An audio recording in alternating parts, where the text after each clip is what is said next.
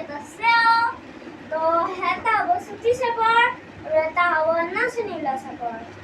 তো ষ্টাৰ্ট কৰিম চুটি চাপৰ পৰা